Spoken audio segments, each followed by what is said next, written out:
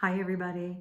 So this is a new way for us to connect, a new way for us to be together. And I'm new at this too, so we are going to learn together and hopefully we'll get better at it and we'll find maybe that this is a great way for us to stay in touch at times like this. As we lean into this COVID-19 public health crisis and the guidelines that we're getting, the new information that we're getting all the time, let's acknowledge that this is a scary time. We are really trying to all stay safe and healthy, and the information that we're getting can be really worrying. And it's scarier when we feel isolated, when some of us are already being told not to go out, not to attend large gatherings because of health conditions. So what can we do? Well, one thing is to stay in touch, to reach out to each other by phone or text or email. This is a really good time, if you don't have your neighbor's phone number or email, to exchange those so that you can reach out to each other, especially as things change. And we can support each other and especially look out for elders and those with health conditions. If you know of people like that in your neighborhood, please give a special look out for them. And let's remember our alternate greetings that we shared last week at church if you were there. So touching elbows, doing our prayer hands, hands over our heart, jazz hands. In other words, no handshakes, no hugs for now. And we're also, when we have worship this Sunday, which we are still planning to have, for those who are able to come, we're going to keep a 6 foot, which is called social distancing. We're going to keep a 6 foot distance from each other. You might think about that when you're in gatherings of any size. The other thing is, please be sure to let us know what you need. What would help you most? Don't be shy to reach out and ask. If you don't ask, we might not know. And we do have a pastoral care team. They are eager to be helpful. And we'll also recruit others in the congregation to help if needed. The main message is we need each other now more than ever.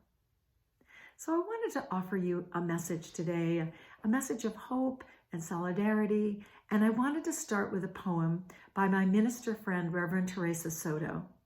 You're going to be hearing a lot of her poetry in the coming weeks because she has very generously offered to all UU ministers to use her poems freely for virtual worship without worry of copyright infringement. And her poetry is awesome. So this is her book. It's called Spilling the Light. And I'm going to read a poem that's called We Hold Hope Close. In this community, we hold hope close.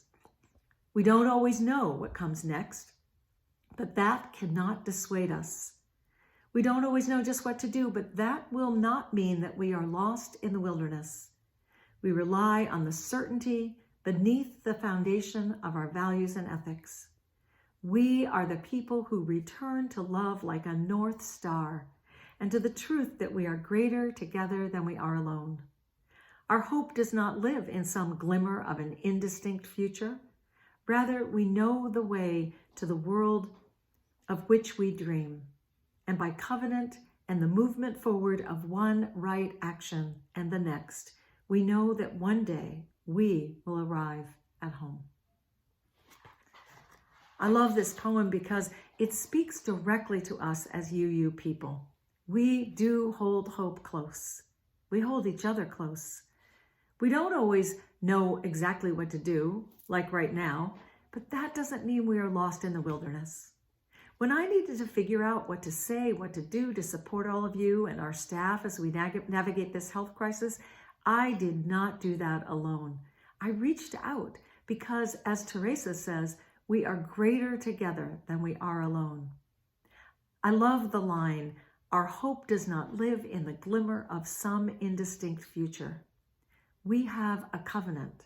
We know how to work together to decide on the right actions. And together we will bring each other safely through, safely back home. I want to read this poem one more time to you in the manner of Padraig Ó Tuama. He has a new podcast I really want to recommend to you called Poetry Unbound. You can find it wherever you find podcasts. And he reads a poem, he talks a little bit about it, and then he reads the poem again. And it's really lovely. So in that same spirit, I'm going to read to you one more time, We Hold Hope Close by Teresa Soto.